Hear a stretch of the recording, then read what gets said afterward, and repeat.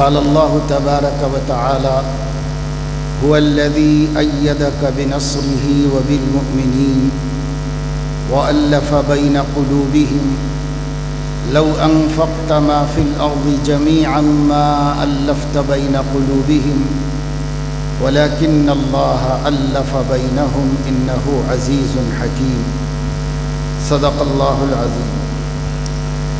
نہایت قابل احترام علماء کرام، بزرگوں، دوستوں، عزیزوں، آپ لوگ اس تحفظ شریعت کے موقر جلسے میں مجلس احیاء سنت کے زیر اہتمام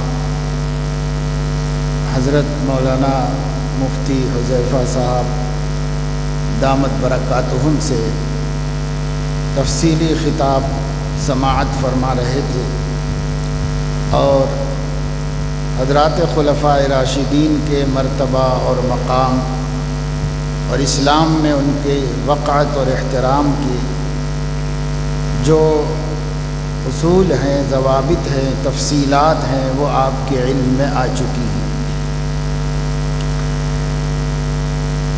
میں نے ایک آیت شریفہ آپ کے سامنے پڑھی ہے اور اسی مقصد کو اور اسی موضوع کو مد نظر رکھ کر پڑھی ہے۔ اللہ تعالیٰ ارشاد فرما رہے ہیں، اللہ وہ ہے جس نے اے نبی صلی اللہ علیہ وسلم آپ کی مدد کی ہے جب مدد کی ضرورت ہوئی ہے،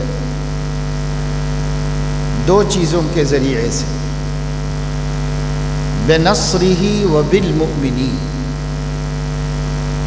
ایک تو اپنی خاص آسمانی اور غیبی تائیدوں کے ذریعے سے، اور دوسرے المومنین کے ذریعے سے۔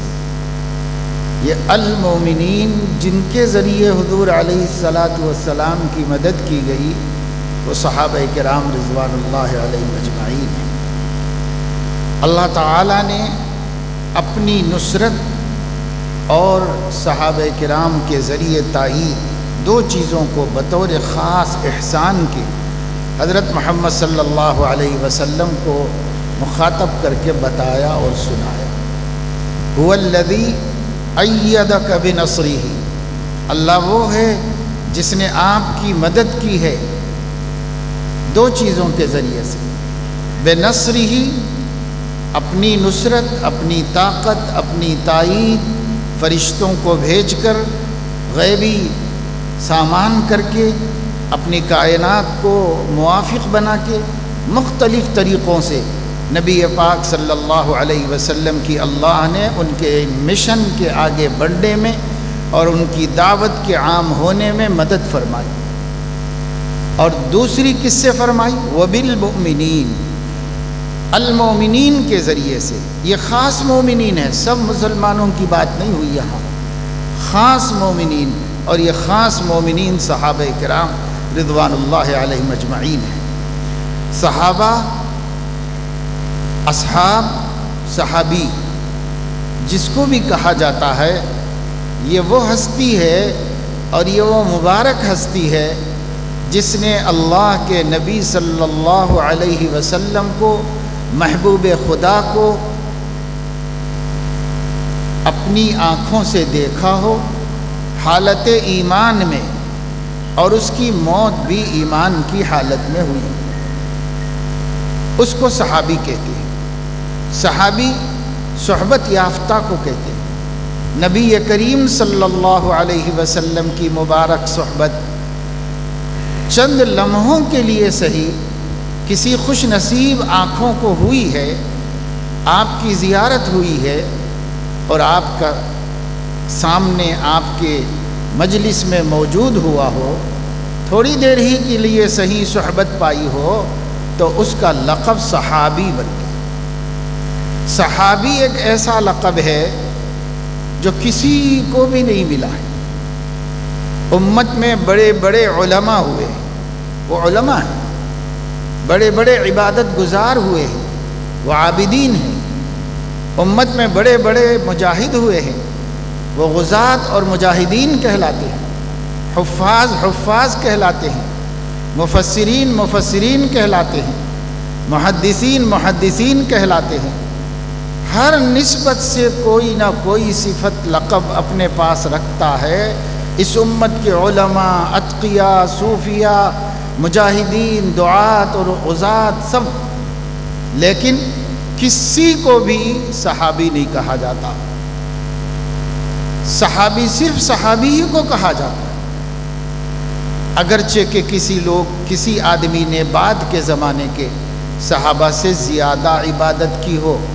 تاریخ میں ایسے لوگ ملیں گے، اس دور میں بھی آپ کو ملیں گے، جن کی عبادت کی مقدار بہت سے صحابہ کی عبادت کی مقدار سے زیادہ ہے۔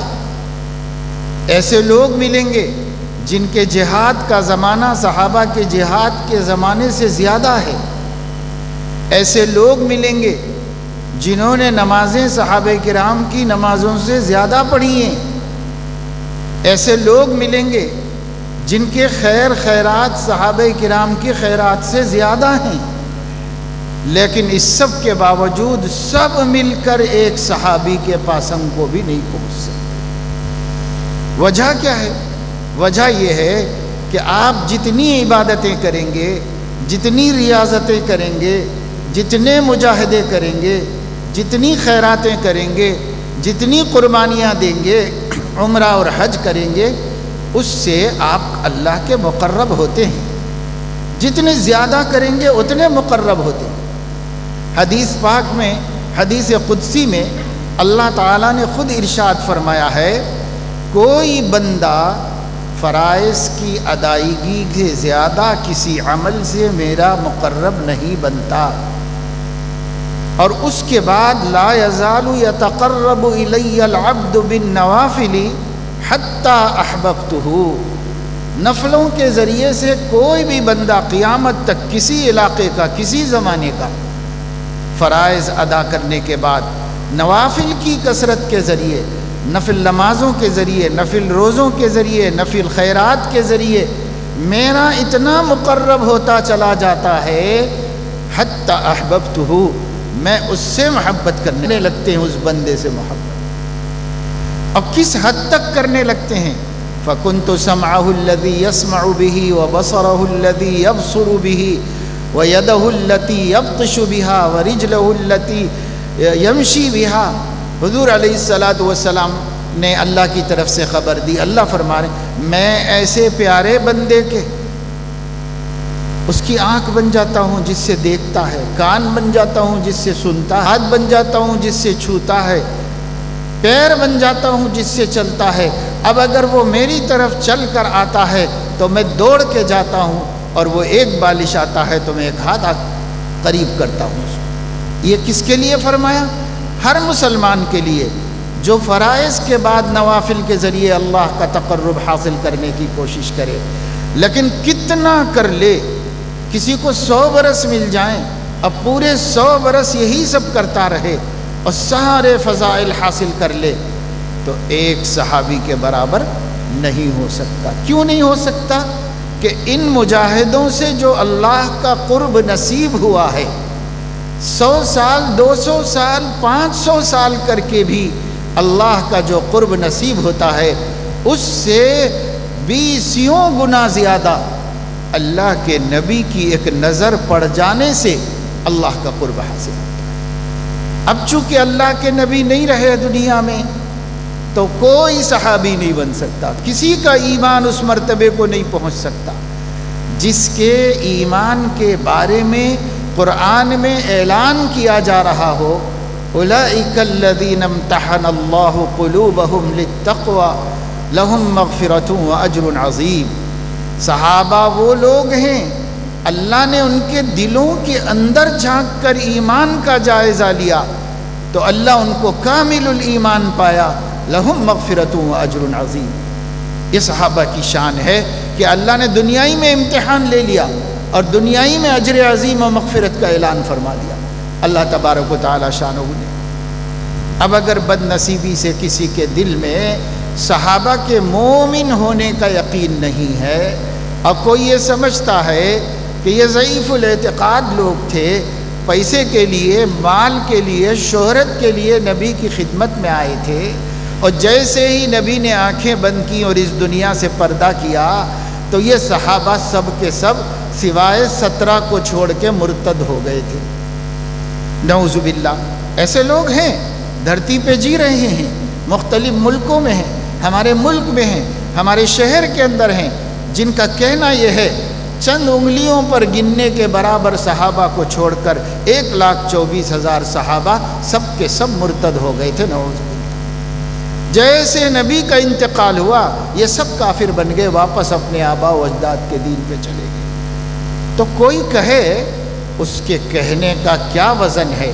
پوری دنیا مل کر یہ کہے، سارے انسان ایک ہو کر کہیں، جنات بھی ان کے ساتھ ہو جائیں، لیکن قرآن کا یہ کہنا اولئک الذین امتحن اللہ قلوبہم للتقوی لہم مغفرۃ واجر عظیم، اللہ نے ان کا ایمان کا امتحان لیا تو وہ سب کامل الایمان تھے، اللہ رب العزت نے ان کے لیے مغفرت اور اجر عظیم کا وعدہ کر دیا۔ یہ صحابہ کرام ہیں، تمام صحابہ چھوٹے ہوں یا بڑے، اس سے مطلب ہاں جو صحابہ فتح مکہ سے پہلے ایمان لائے اور انہوں نے شروع سے نبی کا ساتھ دیا، اور جو صحابہ فتح مکہ کے بعد ایمان لائے اور انہیں تھوڑا ہی وقت ملا نبی کا ساتھ دینے کے لیے، دونوں میں فرق ہے، دونوں میں فرق ہے، دو چیزوں کا فرق ہے۔ ایک تو یہ کہ انہوں نے زیادہ ٹائم تک نبی کی مدد کی ہے اور نبی کا ساتھ دیا ہے اور عبادتیں کی ہیں، انہوں نے تھوڑے ٹائم میں کیا ہے مگر اخلاص سے انہوں نے بھی کیا ہے۔ دوسرا فرق یہ ہے کہ فتح مکہ سے پہلے والے صحابہ نے جو دین کی نصرت کی، نبی کی نصرت کی، وہ مشکل و سنگین و خطرناک و خوفناک حالات میں کی، اور ان لوگوں نے امن و امان قائم ہونے کے بعد، مکہ فتح ہونے کے بعد نبی کا ساتھ دیا۔ یہ دو چیزوں کا فرق ہوا ان صحابہ میں جو فتح مکہ سے پہلے ایمان لائے اور ان صحابہ میں جو فتح مکہ کے بعد ایمان لائے، تو اللہ نے فرمایا دونوں کے ثواب میں کمی زیادتی ہوگی، لیکن دونوں مقبول ہیں، معتبر ہیں اللہ کے ہاں۔ لا يستوی منکم من انفق من قبل الفتح وقاتل اولئک اعظم درجۃ من الذین انفقوا من بعد وقاتلوا وکلا وعد اللہ الحسنی، زیادہ عظیم درجہ ان کا ہے جو شروع سے نبی کا ساتھ دیے ہیں، اور ان سے ذرا کم درجہ ان کا ہے جنہوں نے اخیر میں ساتھ دیا ہے، لیکن کلا وعد اللہ الحسنی، سب سے اللہ جنت کا وعدہ کر رہا ہے، سب صحابہ سے اللہ جنت کا وعدہ کر رہا ہے۔ وہ صحابہ جنہوں نے اسلام کو بہت نقصان پہنچایا اسلام سے پہلے، ان سے بھی اللہ راضی ہو گیا ہے۔ وہ صحابہ جنہوں نے اسلام کی عظیم شخصیتوں کو شہید کیا اپنی تلواروں سے، پھر وہ مسلمان ہیں، ان سے بھی اللہ راضی ہے۔ کسی کے پیٹ میں درد ہونے سے اللہ کو کوئی فرق نہیں پڑتا، اہل اسلام کے عقیدے کو کوئی فرق نہیں پڑتا، سب سے اللہ راضی ہے۔ جن لوگوں نے حدیبیہ میں بیعت کی تھی، لقد رضی اللہ عن المؤمنین اذ یبایعونک تحت الشجرہ فعلم ما فی قلوبہم فعلم ما فی قلوبہم، اللہ نے جان لیا کہ ان کے دلوں میں کیا ہے۔ فانزل السکینۃ علیہم واثابہم فتحا قریبا ومغانم کثیرۃ یأخذونہا، سب فضیلت اللہ ہے۔ حتیٰ کہ صحابہ چونکہ نبی نہیں ہے تو معصوم عن الخطا بھی نہیں ہے، صحابہ سے غلطیاں ہو سکتی، صحابہ کرام سے اکثر نہیں ہوئی، غالب زندگی تقوی اور پرہیزگاری کی رہی، اکثر صحابہ نے غلطیاں نہیں کی، مگر کبھی کبھی کسی سے کوئی غلطی بھی ہوئی ہے، کیونکہ وہ نبی نہیں تھے۔ جو نبی ہوتا ہے وہ معصوم عن الخطا ہوتا ہے، اللہ اس کو غلطی سے محفوظ رکھتے ہیں، لیکن امتی چاہے کتنا نیک بن جائے، صحابی بھی ہو جائے، اس سے غلطی ہو سکتی ہے۔ صحابہ کرام کی مبارک جماعت سے کبھی کبھی غلطی ہوئی ہے، اور اگر آپ ان غلطیوں میں غور کریں گے تو آپ کو پتہ چلے گا کہ یہ غلطیاں بھی تقدیر کے ذریعے کروائی گئی ہیں تاکہ دین مکمل ہو جائے۔ ایک ایک غلطی صحابی کی ایسی ہے کہ اگر وہ نہ پیش آتی نبی کے سامنے تو آج ان مسئلوں میں ہمارے لیے کوئی رہنمائی نہ ہوتی۔ اس معنی کر بھی صحابہ کرام کی غلطیاں امت کے حق میں رحمت ثابت ہوئی، امت کے حق میں بہتری ثابت ہوئی۔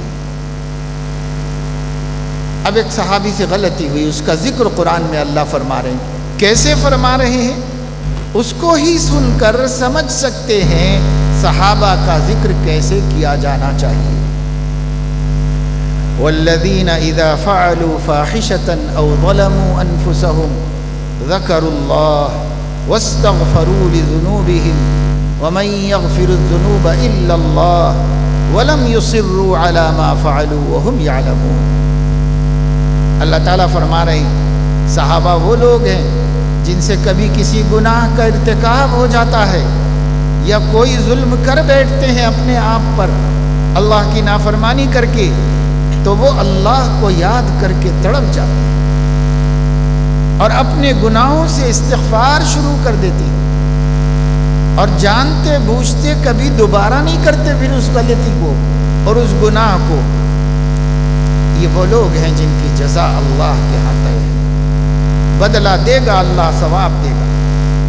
یہ انداز بیان قرآن کا بتاتا ہے کہ اگر آپ صحابہ کرام کا کسی غلطی کا کبھی ذکر کرنا پڑے، حدیث میں کرنا پڑے، درس حدیث میں کرنا پڑتا ہے، قرآن کی تفسیر میں کرنا پڑتا ہے، کبھی ذکر کرنا پڑے تو کرنا پڑے گا تاریخی طور پر، لیکن ادب وہ ہوگا جو قرآن نے سکھایا ہے کہ خوبیاں ان کی غالب بیان کرو، غلطی کو اس کے اندر ڈھکا دو، چھپا دو، ایسے بیان کرو جیسے اللہ نے بیان کیا ہے۔ ایسے اللہ تو اپنے نبی کے اصحاب کی غلطیوں کو چھپائے خوبیوں میں، اور ہم ان کی غلطیوں کو اچھال کر خوبیوں کو مٹائیں، تو یہ ہم اللہ سے موافقت نہیں کر رہے ہیں، اللہ سے بغاوت کر رہے ہیں، اللہ کی مخالفت ہیں کرنے والے۔ پورا محرم اور سفر کی 20 تاریخ تک روز روز کا رونا یہی ہے، ایک ایک صحابی کی برائی کی جائے، ایک ایک صحابی پر تہمت لگائی جائے، ایک ایک صحابی کی تجرید کی جائے، یعنی ان کے مومن ہونے کا انکار کیا جائے، تجرید کی جائے۔ اسی قوم کا ایک عالم تھا، عالم اس کو کیا کہتے ہیں کچھ بھی کہیے، اس نے کتاب لکھی تھی، اس کا نام تھا تجرید الصحابہ۔ صحابہ کو ایمان سے خالی کرنا، ثابت کرنا کہ صحابہ ایمان والے نہیں تھے، یہ ثابت کرنا، اس پہ کتاب لکھی، اس کا نام ہے تجرید الصحابہ۔ یہ شخص بڑی عمر پایا، لیکن جب یہ مرنے لگا تو اس کے منہ سے بھی غلاظت نکل رہی تھی اور پاخانے کے مقام سے بھی غلاظت نکل رہی تھی۔ حیضے میں مبتلا ہوا، ہاسپٹل میں پڑا ہوا تھا، دونوں جانب سے کھانے کی طرف سے بھی پاخانہ نکل رہا تھا اور جو ادھر سے بھی نکل رہا تھا۔ بدبو، تعفن اور منہ سے غلاظت نکلنے کی وجہ سے اتنا پریشان تھا، ٹینشن میں تھا، یہ کیا ہے، کیوں میرے ساتھ ایسا ہو رہا ہے؟ تو ایک اللہ کے نیک بندے نے پہنچ کر اس کو وہاں جواب دیا اور کہا کہ یہ وہ گندگی اور غلاظت ہے جو تو نے اپنی کتاب میں صحابہ کے بارے میں کھائی ہے، جو کھائی ہے وہ ہضم نہیں ہوگی، وہ نکلے گی ہی اور نکل رہی ہے۔ ریدس کے در آخر تجرید کھردی، یہ وہ غلاظت ہے جو تجرید کے آخر میں تو نے کھائی ہے، صحابہ کو برا کہہ۔ جو لوگ صحابہ کو برا کہیں ان کا مقام کیا ہے؟ حضور اکرم صلی اللہ علیہ وسلم نے ارشاد فرمایا، اذا رأيتم الذين يسبون اصحابي فقولوا لعنت اللہ علی شرکم۔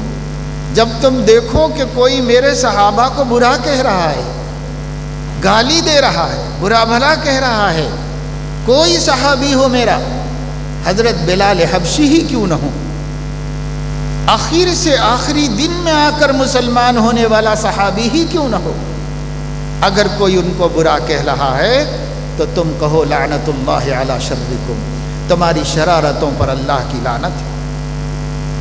خاموش مت بیٹھو، جواب دو اس کو، صحابہ کا دفاع کرو، صحابہ کی عزت اور آبرو اور ناموس کی حفاظت کرو۔ میرے صحابہ ہیں، اگر تم ان کے ناموس کی حفاظت نہیں کرو گے تو میری بھی نہیں کرو گے۔ اللہ اللہ فی اصحابی لا تتخذوهم غرضا من بعدی فمن احبهم فبحبی احبهم ومن ابغضهم فببغضی ابغضهم۔ تقریباً ہمارے ملک کے ہر ممبر سے جمعے کے دن یہ اعلان کیا جاتا ہے۔ حضور نے بھی ممبر ہی پہ کھڑے ہو کے کہا تھا اتقوا اللہ اتقوا اللہ، اللہ اللہ کہا جاتا ہے نا تو کسی موقع پر اس کے معنی ہوتے ہیں سبحان اللہ، اور کسی موقع پر اس کے معنی ہوتے ہیں اتقوا اللہ اتقوا اللہ۔ اللہ سے ڈرو، اللہ سے ڈرو میرے صحابہ کے بارے میں۔ جو ان سے محبت رکھے گا وہ میری محبت کی وجہ سے رکھے گا، اور جو ان سے دشمنی رکھے گا وہ میری دشمنی کی وجہ سے دشمنی رکھے گا۔ اب آپ کو پتہ چل جا سکتا ہے اس صحیح حدیث کی روشنی میں کہ اگر کسی کے دل میں صحابہ کرام سے بغض و عناد ہے تو خود نبی کی زبان سے یہ ثابت ہے کہ اس کے دل میں نبی کا بغض بھی ہے، نبی کا بغض ہے، نبی سے عناد ہے اس کو، تبھی صحابہ سے ہوا ہے۔ یہ نبی نے خود کلیئر کر دیا، ڈکلیئر کر دیا کہ وہ میرے بغض رکھنے والے لوگ ہیں، میرے چاہنے والے لوگ ہیں۔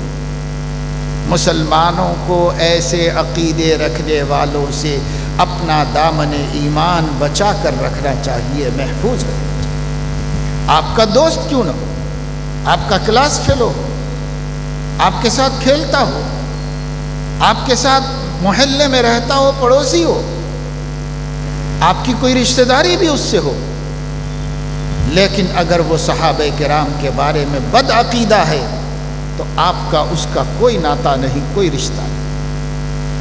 اپنے کو بھی نبی کے دشمنوں میں شمار کرنا ہے تو جاؤ،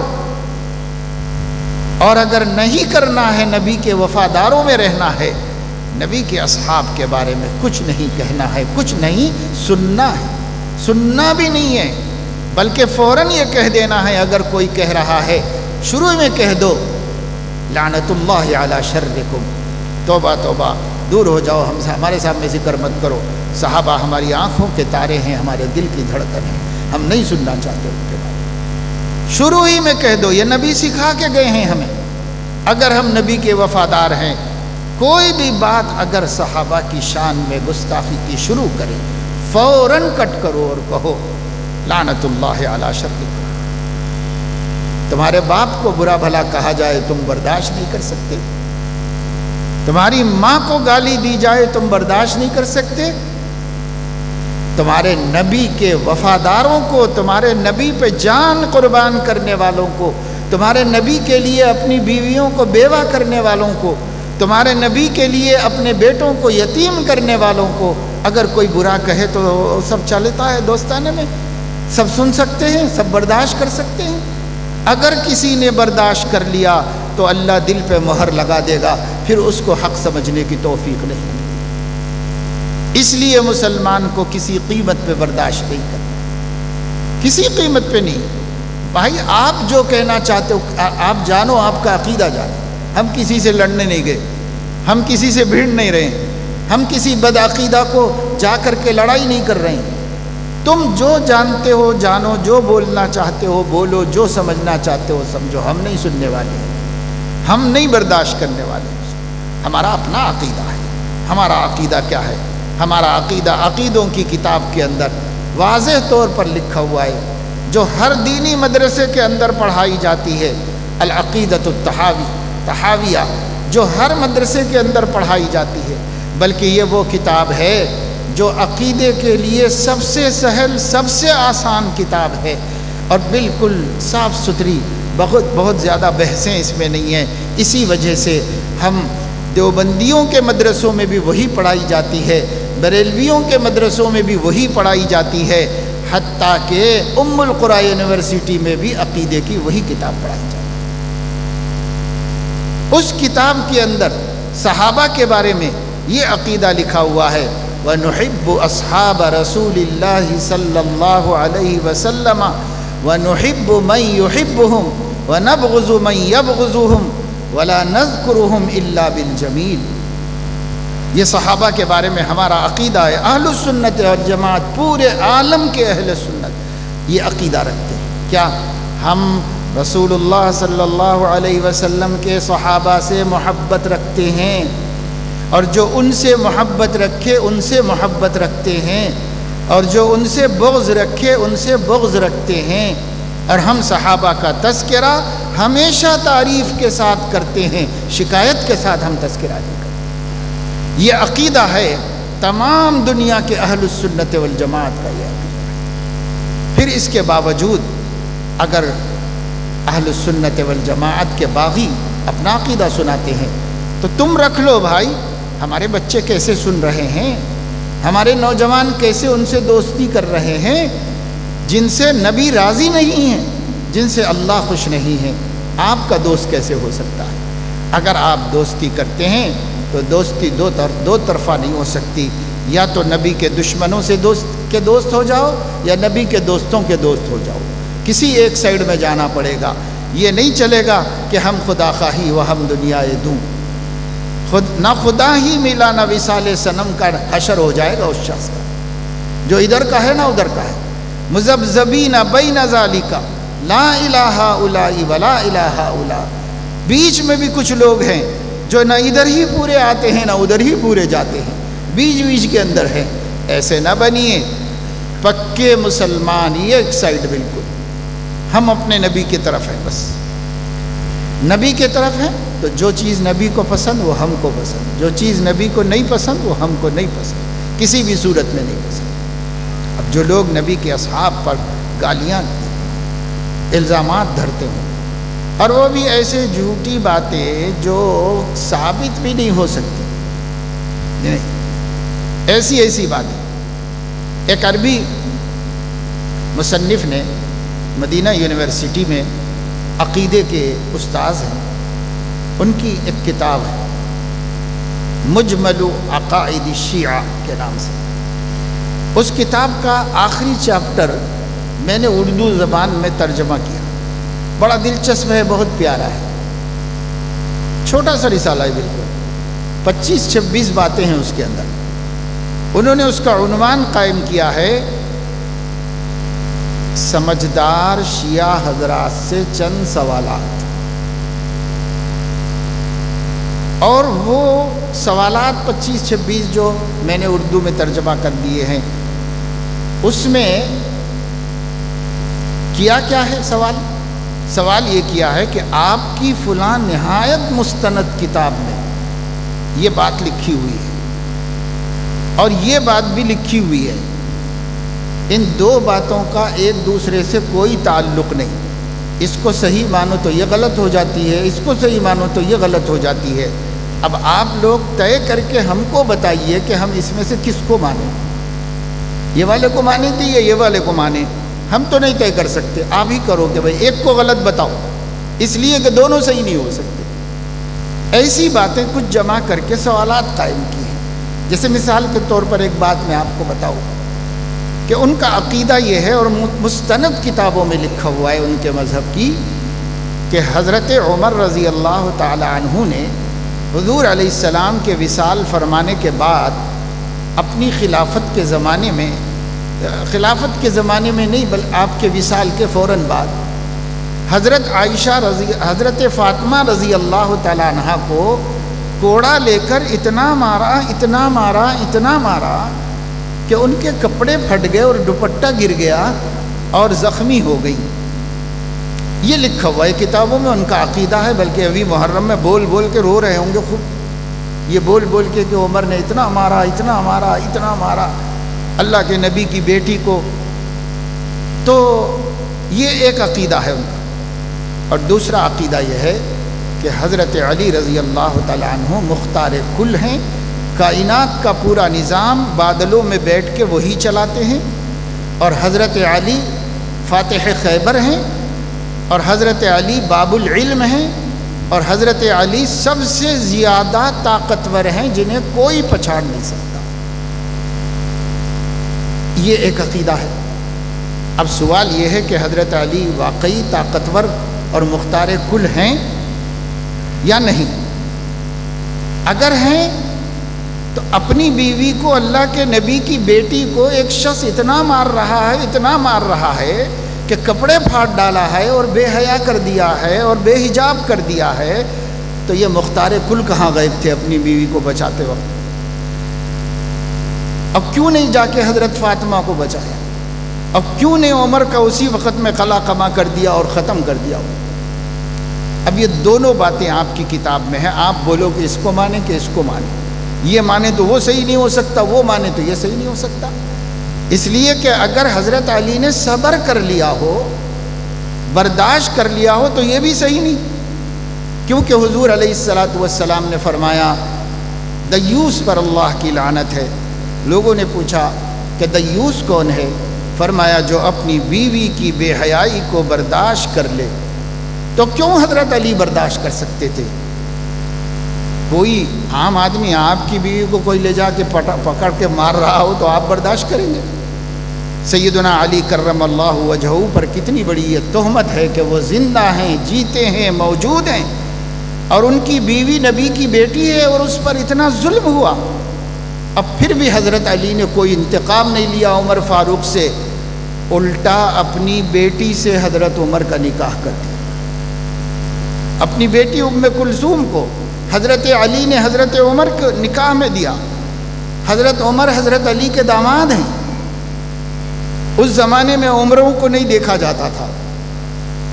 حضرت عمر رضی اللہ عنہ حضرت علی کے داماد ہیں.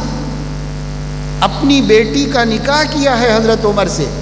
اور یہ بات بھی شیعہ مذہب کی مستند کتابوں میں ہے کہ حضرت علی نے اپنی بیٹی کا نکاح حضرت عمر سے کیا. جس نے ان کی بیوی کے ساتھ اتنا برا سلوک کیا ہے، اس کے ساتھ ایسی ہمدردی کہ بیٹی اٹھا کے دے دی. کیا عقل میں آنے والی باتیں ہیں؟ ایسا متضاد مذہب بنا کے رکھا ہوا ہے، ایسا متضاد مذہب ہے. اب میں یہ ایک دو مثالیں ایسے ہی دے دیا آپ کو. ایسی سب سوالات ایسے ہی ہیں، جواب انشاءاللہ قیامت تک ان کے پاس نہیں. ایسے سوالات. پھر بھی ہم کہتے ہیں کہ بھائی جو تمہارا دین ہے تم اپنے دین پہ رہو، جس کو تم حق سمجھ رہے ہو اسی کو حق سمجھ لو. ہماری لڑائی نہیں کسی سے، لیکن ہم اپنی قوم کے بچوں سے، عورتوں سے، جوانوں سے کہنا چاہتے ہیں، آپ اگر اپنی آخرت بچانا چاہتے ہیں، آپ اگر رسول اللہ کی شفاعت چاہتے ہیں، آپ اگر مرنے کے بعد کی زندگی میں سرخ روح ہونا اور جہنم کی آگ سے بچنا چاہتے ہیں، آپ کو ان عقیدوں ہی پہ رہنا چاہیے جو اللہ کے نبی سے لے کے آج تک متواتر چلے آ رہے ہیں اور اس سے کسی کو اختلاف نہیں. اور وہ ہے تمام صحابہ کا احترام کرنا. صحابہ میں مرتبے کم زیادہ ہیں وہ الگ بات ہے، لیکن تمام صحابہ عزت و حرمت کے قابل ہیں. ان کے بارے میں اپنی زبان خراب نہ. ایک مرتبہ حضرت عبداللہ ابن مبارک رحمۃ اللہ علیہ عظیم محدث تھے مدینہ منورہ. ان کی مجلس میں کسی نے ان سے پوچھا، سوال کیا کہ مشاجرات صحابہ کے بارے میں آپ کیا کہتے ہیں؟ یعنی حضرت علی رضی اللہ تعالی عنہ اور حضرت معاویہ رضی اللہ تعالی عنہ کے درمیان جو جگہ ہوئی 2 مرتبہ اور ایک اسلامی مسئلے میں بڑا اختلاف چلا، اس اختلاف کے بارے میں سوال کیا. شاگرد نے، طالب علم عظیم محدث تھے، بڑی محفل لوگ پڑھنے کے لیے حدیث آتے تھے.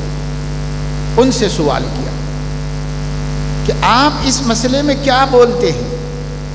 انہوں نے تھوڑی دیر سر جھکایا اور اس کے بعد سر اٹھا کے فرمایا، اللہ تعالیٰ کا شکر ہے کہ اللہ نے ہمارے ہاتھوں کو صحابہ کرام کے خون میں رنگنے سے بچا لیا. یعنی ہم اس دور میں نہیں تھے، ہوتے تو کسی ایک سائڈ میں رہتے، کسی کے خون کا چھینٹا تو اچھلتا ہمارے اوپر. تو انہوں نے فرمایا کہ اللہ کا شکر ہے کہ اس نے ہمارے ہاتھوں کو صحابہ کرام کے خون میں رنگنے سے بچا لیا، ہم اس کے شکرانے میں ہماری زبانوں کو ان کے بارے میں بولنے سے بچا لیں۔ اپنی زبان محفوظ رکھو۔ تم سے نہیں پوچھے گا اللہ تعالیٰ کہ کون حق تھا دونوں میں سے، اللہ خود فیصلہ کرے گا۔ ہم سے تھوڑی پوچھنے والا ہے، ہم کو اس ٹاپک پہ بولنے کی کیا ضرورت ہے؟ یہ ٹاپک اٹھانے کی کیا ضرورت ہے ہم کو؟ کیا اللہ ہم سے مشورہ کرے گا ان کے فیصلے کرتے وقت میں؟ ہمیں تو اپنی مغفرت کی فکر کرنی ہے، ہمیں اپنی نجات کے بارے میں سوچنا ہے۔ اس لیے تمام صحابہ کرام سے یکساں محبت رکھنا چاہیے۔ وَلَا نُفَرِّقُ بَيْنَهُمْ، ان کے درمیان میں ہم تفریق نہیں کرتے کہ بعض کو اچھا سمجھتے ہوں اور بعض کو برا سمجھتے ہوں، یہ ہم نہیں کرتے۔ اس لیے اس مجلس کا قیام ہی کا مقصد وہ حادثہ بن گیا جس میں لا علمی کی وجہ سے، نادانی کی وجہ سے، پہلے سے نہیں معلوم ہونے کی وجہ سے کسی کی بات سے متاثر ہو کر کچھ سنی نوجوانوں نے اپنے عقیدے کو خراب کر کے نبی کے وفاداروں میں رہنے کے بجائے نبی کے باغیوں میں چلے۔ اسی ٹیس نے اور اسی دکھ نے آپ کے شہر کے علماء کو مجلس احیاء سنت کے قیام پر مجبور کیا تاکہ پہلے پہنچا دیں دین کی بات۔ دیکھیے ہمیشہ نقش اول زیادہ مضبوط ہوتا ہے۔ آپ اگر پہلے سے اپنے عقیدوں سے واقف ہوں، اپنے دین سے واقف ہوں، قرآن سے واقف ہوں، اللہ کے نبی کی حدیثوں سے واقف ہوں، صحابہ کرام کے بارے میں، انبیاء کے بارے میں پہلے سے آپ صحیح جانتے ہوں، تو کوئی غلط آپ کو سنانا شروع کرے تو جیسے وہ شروع کرتا ہے نا ویسے ہی اپنا دماغ کھٹک ہو جائے، کچھ گڑبڑ معلوم ہو رہی ہے، یہ باتیں تو سمجھ میں نہیں آ رہی مجھے۔ آج بھی ان لوگوں سے پوچھ لو جن کو معلومات صحیح ہیں ایمان عقیدے کی، وہ کسی بد عقیدہ کی بات سنتے ہی نہیں، سنتے ہی ان کے دماغ میں کھٹک ہوتی ہے، یہ بالکل غلط معلوم ہو رہا ہے، تو کچھ گڑبڑ بات معلوم ہو رہی ہے، ایسی کھٹک ہوتی ہے۔ کیوں؟ نقش اول مضبوط ہوتا ہے، نقش اول فرسٹ پرنٹ وہ ہوتا ہے، مضبوط ہوتا ہے۔ پہلے سیکھ لو دین، انشاءاللہ جو نوجوان اور جو بچے اور جو عورتیں اپنے دین کو علماء سے پہلے ہی سیکھ لیں گی۔ اس وقت دنیا میں سینکڑوں فتنے امت کو الحاد و زندقہ کی طرف لے جا رہے ہیں۔ وہ شخص نہیں متاثر ہوگا جو اپنا عقیدہ پہلے سے جانتا ہے، وہی لوگ متاثر ہو رہے ہیں جو پہلے سے نہیں جانتے تھے، دوسرے نے دوسرے طریقے سے سمجھا دیا، اب وہ ان کا فرسٹ پرنٹ ہے، ان کے دل کا پہلا نقش ہے۔ اس کے بعد جا کے علماء سمجھاتے ہیں، ارے میاں یہ کیا کیا تم نے، یہ غلط ہے یہ صحیح ہے، تو وہ ماننے کو تیار نہیں ہوتا، کیونکہ اس کا پہلا پرنٹ غلط ہی، وہ ماننے کے لیے تیار نہیں ہوتا۔ اس لیے نقش اول سچا عقیدہ بناؤ۔ اہل السنت والجماعت کے عقیدے کیا ہیں؟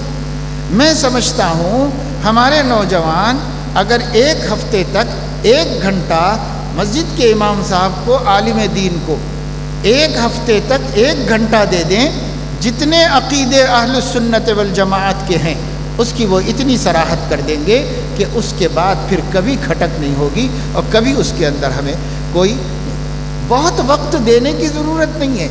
آپ سمجھ رہے ہیں کہ دین کا علم حاصل کرنے کے لیے زندگی لگائی جاتی ہے پورا علم دین حاصل کرنے، جتنا ضروری ہے اس کے لیے تو روزانہ آدھا گھنٹہ 1 سال تک دیجئے۔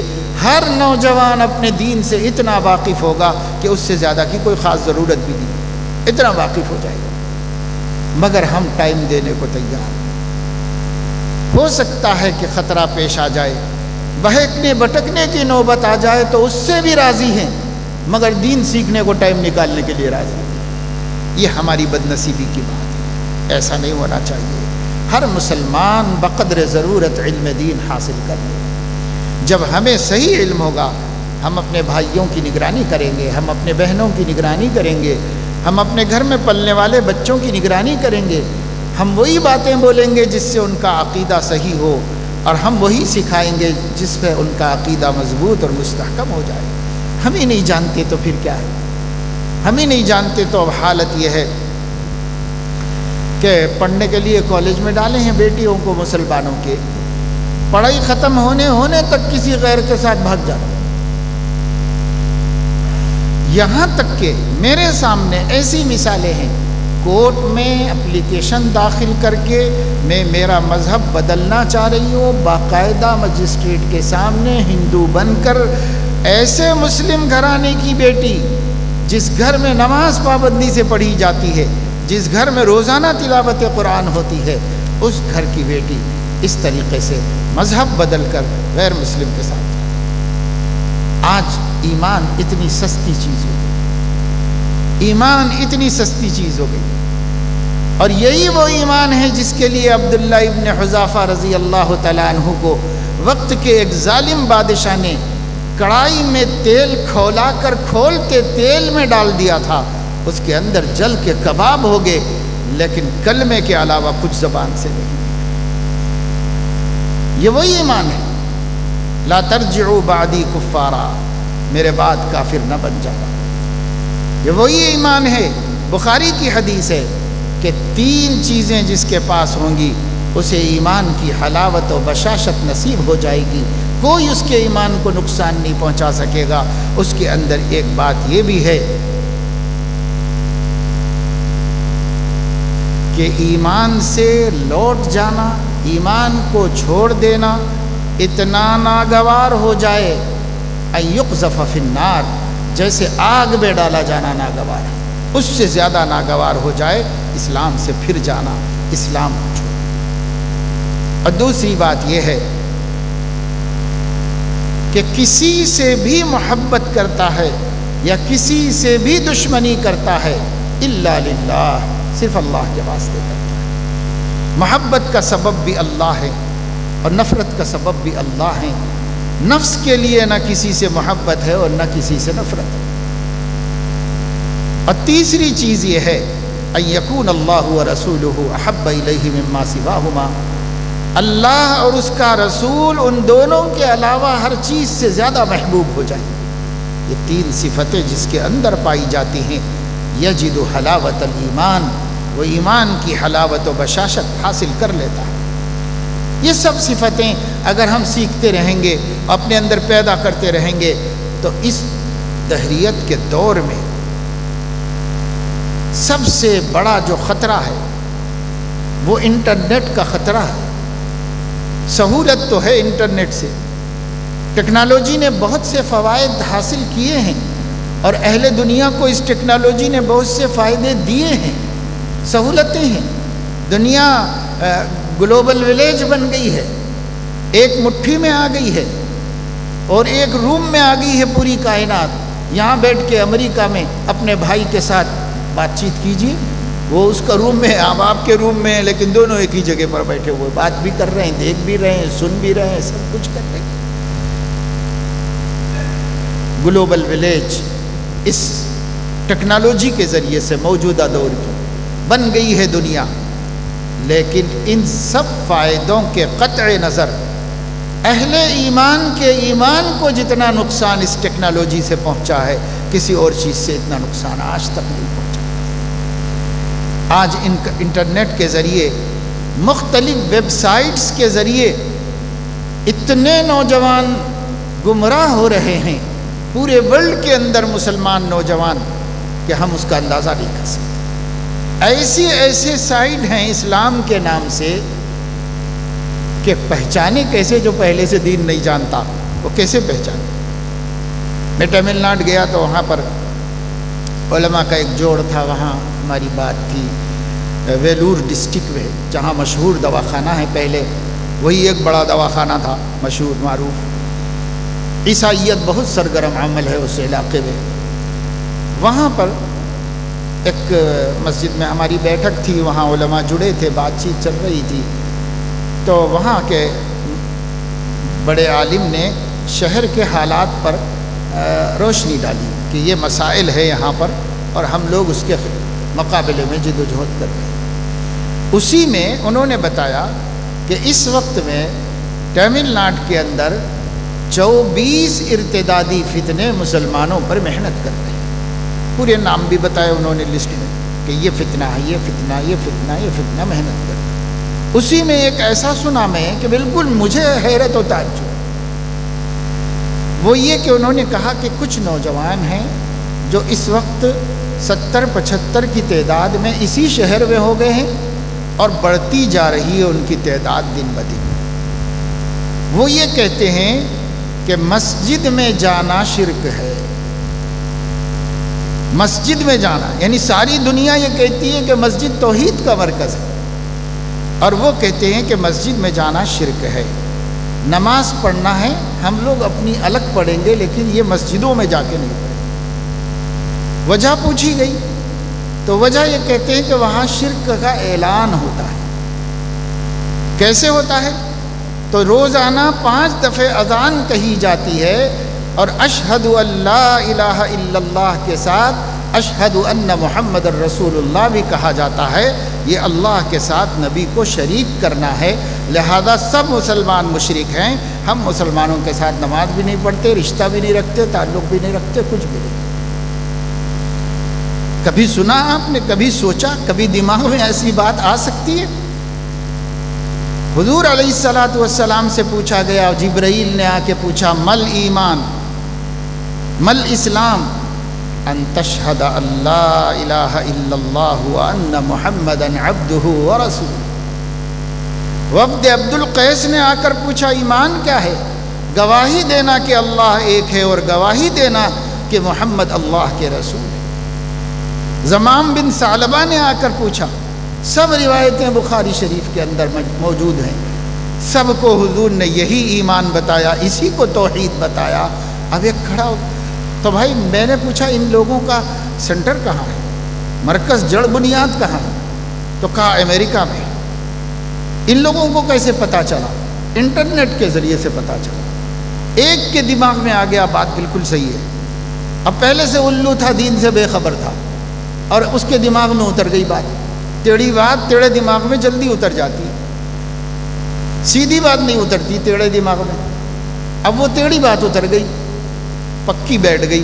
اب ایک ایک نوجوان کو سمجھا رہا ہے کالج میں، کالج کے بچے پڑھے لکھے کوالیفائڈ، کتنے ایجوکیٹڈ بچے، سب کے سب اس گروپ میں پڑھے لکھے بچے، اب بڑھاتے جا رہے ہیں، اپنی تعداد بڑھاتے جا رہے ہیں۔ کیسے کیسے فتنے اس دور میں ہمارے ایمان کو غارت کرنے کے لیے کھڑے ہوئے۔ ایک تحریک چلی ہے امریکہ سے جو لامذہب تحریک ہے، تمام دنیا کے مسلمانوں سے کسی نہ کسی طریقے سے رابطہ کر رہے ہیں، نوجوانوں سے، عرب میں ہوں کہیں ہوں، انٹرنیٹ سے وہ کسی طرح پہنچ جاتے ہیں، ہر ایک کے پاس پہنچ کر ان سے پوچھتے ہیں، کچھ بات چیت بڑھاتے ہیں، تو وہ ان سے ان کا نمبر لیتے ہیں۔ وہ کہتے ہیں آپ لوگ ہے کون؟ تو وہ کہتے ہیں کہ پہلے آپ اپنا جو بھی اپنے معلومات ہیں وہ ہمیں شیئر کر دیجئے، تو ہم آپ کو ہمارا تعارف بھیج دیں گے۔ تو بہت سے نہیں بھیجتے ہیں ڈر کے مارے۔ ایک نوجوان مدینہ منورہ میں رہتے ہیں، اچھے پڑھے لکھے ہیں، ہمارے شہر حیدرآباد کے، اور وہاں وہ ملازمت پر ہیں، اچھی نوکری ہے اس کی۔ اس کو خیال آیا کہ معلوم تو کریں کیا ہے، تو اس نے اپنی کچھ تفصیلات بھیج دی ان کو، کہاں کے ہیں، کیا ہیں، ٹیلی فون نمبر کیا ہے، کیا پڑھے ہوئے ہیں، کیا کرتے ہیں، ان کا پورا فارم ہے، وہ پورا بھر کے بھیج دیا ان کو۔ تو اس کے جواب میں انہوں نے یہ کہا کہ اچھا آپ انڈیا سے تعلق رکھتے ہیں، تو ابھی انڈیا میں ہم نے کام نہیں شروع کیا ہے، لیکن آپ کی تفصیلات سیو کر لی گئی ہیں، جیسے ہی انڈیا میں ہمارا جو برانچ قائم ہوگا آپ سے رابطہ کر کے آپ کو ہم اپنی ساری معلومات شیئر کریں گے۔ اب اس نوجوان کو فکر ہوئی کہ یہ قصہ کیا ہے، تو اور تحقیق کی، تو یہ لامذہب بنانے والی تحریک ہے جو صرف مسلمانوں پر محنت کر رہی ہے اور ایجوکیٹڈ مسلمانوں پہ محنت کر رہی ہے۔ یہ لامذہب بنانا، کوئی خدا نہیں، کوئی دین نہیں، کوئی مذہب نہیں، نکاح کے لیے، شادی کے لیے نکاح کوئی چیز نہیں، سب بیکار باتیں ہیں، اپنے دماغوں کی پیداوار ہے۔ جس سے جی آیا خواہش پوری کر لو، جس سے جی آیا اگر دوستی ہو جائے کر لو، کوئی نکاح وکاح نہیں ہوتا، کوئی جو ہے فارمیلٹیز نہیں ہوتی، سب بیکار باتیں ہیں، یہ سکھایا جا رہا ہے۔ مذہب کوئی چیز نہیں، حلال و حرام کوئی چیز نہیں، آپ کو چاہیے تو ہم پیسہ دیں گے، آپ کو چاہیے تو ہم عورت دیں گے، آپ کو چاہیے تو ہم شراب دیں گے، ارے بھائی دنیا میں آئے ہو تو کچھ انجوائے کرو، یہ کیا ہے کہ یہ بنا ہے، یہ صحیح ہے، یہ غلط ہے، یہ جائز ہے، یہ ناجائز ہے، یہ کیا؟ اس طرح ان کو دین سے بہکا کر لامذہب بنانے کے لیے جد و جہد ہو رہی ہے۔ کتنے ہی گھرانوں کے بچے ہیں، ماں باپ کو اطلاع نہیں ہے، وہ ان تحریکوں کے شکار ہو گئے، اوپر سے مسلمان بنے ہوئے ہیں، اندر سے انکار کر دیا ہے عقائد اسلام۔ کتنے ایسی لڑکیاں ہیں، کتنے ایسے لڑکے ہیں۔ میرے دوستو عزیزو، یہ دور بہت خطرناک دور ہے۔ میں نے ابھی ہمارا ایک چھوٹا سا آرٹیکل روزانہ آتا ہے، اس میں نے ابھی کچھ دن پہلے یہ بات لکھی تھی۔ اس وقت مسلمانوں کو 2 چیلنج ہیں۔ ایک چیلنج جسمانی ہے کہ ہمارا فزیکل وجود متاثر کیا جا رہا ہے ہمارے حقوق کو تلف کر کے۔ ایک چیلنج ہمارے لیے یہ ہے کہ بھئی ہم اپنے بنیادی حقوق کو حاصل کریں۔ جیسے ہندوستان میں ہمارا مسئلہ ہے کہ ہم اپنے بنیادی حقوق میں مقابلے پہ ہیں، کوئی ہمارے مقابلے پر ہے جو ہمارے ساتھ وہ معاملہ کر رہا ہے جو معاملہ نہیں ہونا چاہیے۔ ہم محسوس کر رہے ہیں کہ ہم ملک کی رعایا میں ایک الگ نظر سے دیکھے جا رہے ہیں۔ ہم محسوس کر رہے ہیں کہ ہمیں انصاف کا حصول دوسروں کے مقابلے میں دشوار ہو رہا ہے۔ ہم محسوس کر رہے ہیں کہ ملک میں ملازمتوں میں تحفظات سے ہم محروم ہیں، اور ہر کسی کو کچھ نہ کچھ ذریعہ ہے، ہمارا کوئی ذریعہ نہیں بن رہا۔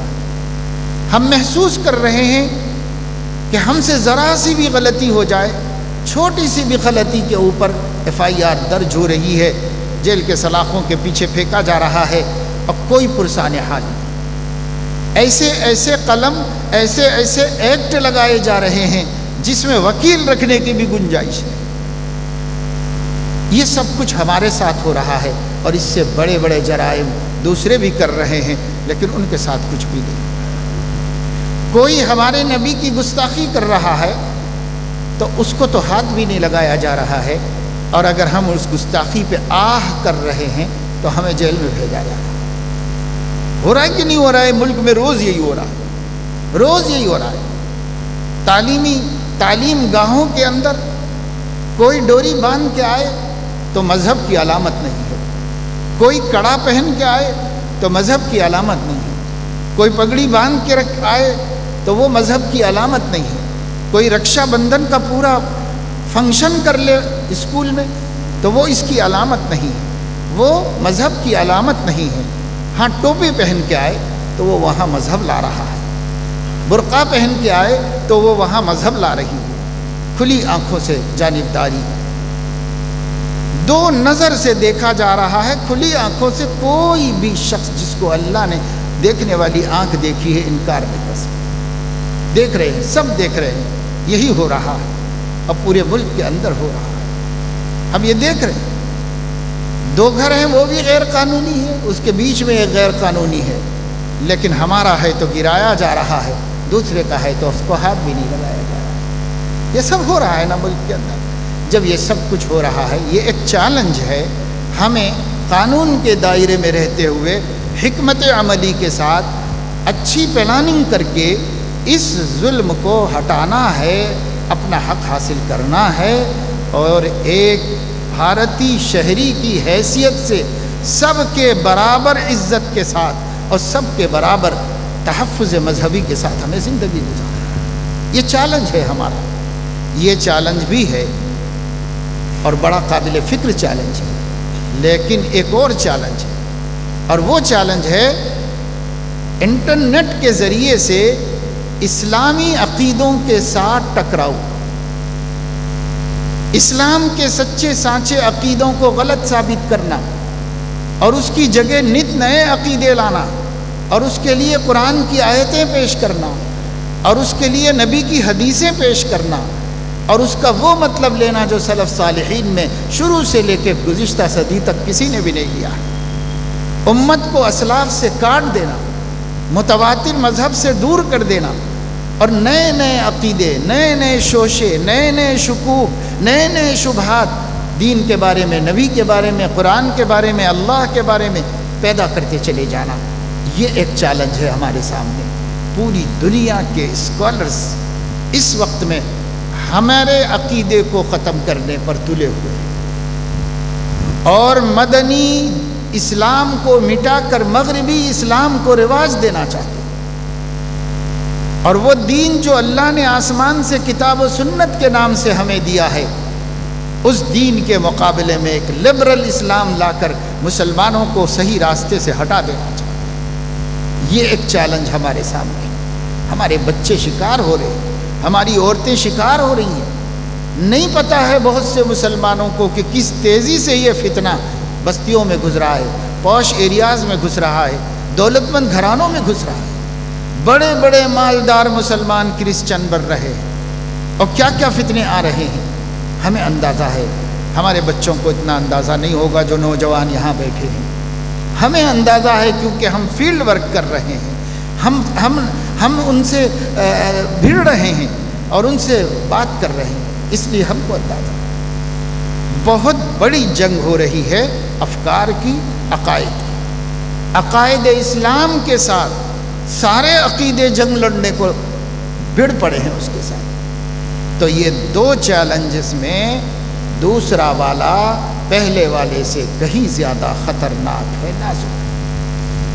پہلے والے میں ہم ہار جائیں گے، ہو سکتا ہے غلام بنا لیے جائیں، ہو سکتا ہے ہمیں اپنے نوکر بنا لیے جائیں، ہو سکتا ہے کہ ہم سے ہل جتوا کر کے روٹی دے دی جائے، ہو سکتا ہے، انشاءاللہ نہیں ہوگا، لیکن میں کہتا ہوں زیادہ سے زیادہ یہ ہو سکتا ہے۔ ہونے دو، موت ہی تو آنے والی ہے، ویسے بھی آنے والی ہے، ایسے بھی آنے والی ہے۔ اللہ سے اجر لے لیں گے، اللہ کو خوش کر لیں گے۔ لیکن وہ جو دوسرا والا چیلنج ہے، اگر ہم اس کے شکار ہوئے تو نہ خدا ہی ملا نہ عیسیٰ علیہ السلام۔ ہو سکتا ہے دنیا مل جائے، کیونکہ یہ لوگ دنیا دینے کا وعدہ کر رہے ہیں، لیکن آخرت بیچ کے دنیا لے کے کیا کریں گے؟ اتستبدلون الذی هو ادنی بالذی هو خیر۔ اس لیے میرے عزیزو، دوستو، بزرگو، میں نے آپ کے سامنے عظمت صحابہ کے عنوان سے اس لیے بات کی کہ اس وقت میں میرے پاس جو عنوانات لکھائے گئے تھے اس میں یہی عنوان تھا۔ میں نے مولانا سراج صاحب سے پوچھا کہ بھئی یہی میرا آج کا عنوان ہے۔ میں نے کہا بھئی مولانا کیا بیان کر رہے ہیں مفتی صاحب، کیونکہ ڈبل سنا کے کیا کریں گے۔ تو پتہ چلا کہ انہوں نے خلفائے راشدین کے عنوان پہ بات کی، تو میں نے کہا عام صحابہ کو ملا کے بات پوری کر لی جائے۔ خلفائے راشدین خاص صحابہ ہیں، اور یہ جو بات میں نے کی وہ تمام صحابہ کی ملا کے، اس لیے ہم سب اپنے عقیدے پر ثابت قدم رہیں، مضبوط جمے رہیں، وقت نکال کر علماء سے جڑ جائیں۔ ہر مسجد کے اندر نوجوانوں کی فکری تربیت کا انتظام ہو، یہ اس وقت کا چیلنج ہے۔ اگر آج نہیں کی گئی یہ فکر، آنے والے دنوں میں ہم خون روئیں گے اپنے جوانوں کے بھٹک جانے کے، روئیں گے، ہم کچھ کر نہیں سکے۔